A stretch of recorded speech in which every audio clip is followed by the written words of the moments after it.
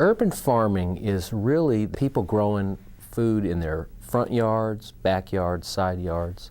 It also encompasses people that are raising chickens, bees, all the things that you might associate with farming that takes place out in the country, but people are doing it in town.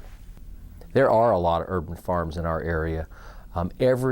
I think every urban farm is different. A lot of it depends on the community or the neighborhood that they're in. You see a good cluster of urban farms up on Haymount Hill, which might be surprising to some, but there's a lot of people up there that are interested in it, and it almost seems like it's a little fad or a hobby that people are catching on. So there's a lot of chickens actually living on Haymount Hill currently. All over the county there are people growing food in their yards more and more. So I don't know, I don't have any specific count on how many farms there are, but on this tour that we're going to have in April, I think we'll probably have 12 or 13 farms on the tour just here in Cumberland County.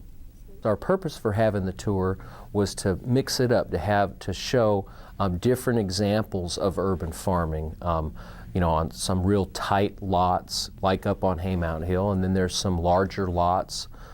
In fact, I think we're going to have the Fayetteville Community Garden will be on there, so you can see you don't have to do it necessarily in your own yard if you might live in an apartment or a condominium, something like that, or it's just not that your yard isn't that well suited for that. There's the opportunity to see how people are doing it at the community gardens as well. It is completely self-guided. Most people, I think, will probably start at either the community gardens or the Cape Fear Botanical Gardens because everyone knows where those are, and we'll have our tour programs there.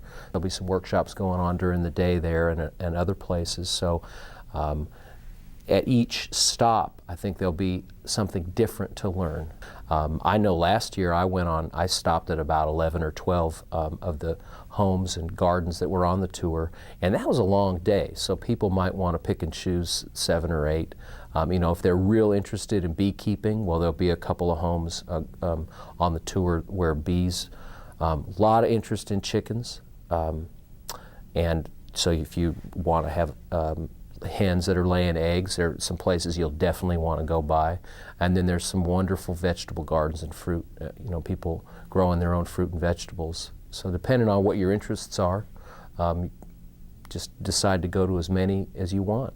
There also is a Moore County tour, and there's some really ambitious people that will want to see some of the things going on over in Moore County as well. So there's some really different character to the urban farms depending on where you are in the region.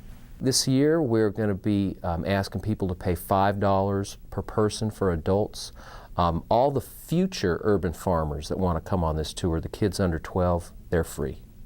Yeah, the tour starts at 10 a.m. on Saturday, April 10th, and all the sites will be open till 3 p.m. So if you wanted to start at lunch or start bright and early at 10 o'clock, it's up to you. And so the tour, it's a 5-hour window, and in the tour program, the different workshops that will be occurring throughout the day at some of those sites will be listed in the program. There are many benefits to urban farming. I think one of the biggest benefits that people talk about is food security. There's a lot of concern that people have that their food is safe, and really the only way to be 100% sure is to grow it yourself. That's one issue. All of our food is traveling huge distances these days. I think I read somewhere where typically a winter season like we're in now, you can see food that's traveled 1,500 or 2,000 miles just to get here.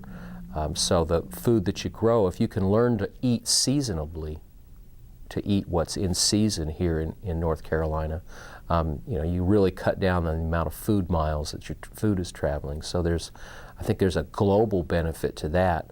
And then I think the people that do urban farming or grow their own food, one of the biggest benefits that they talk about is actually just that connection to the earth and getting involved with their families, growing food in their yards. There's nothing like bringing a family together or a neighborhood together around something like that. So there's benefits not just globally and locally, but really on that neighborhood scale as well. You know, there are people that are urban farmers and they might not even know it.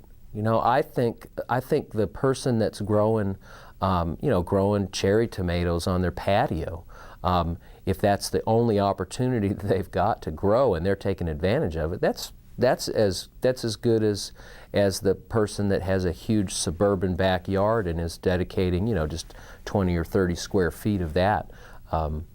So really, there's no strict definition of it. There are different degrees of it, though, and I think generally on this farm tour, you're going to see some pretty ambitious urban farmers.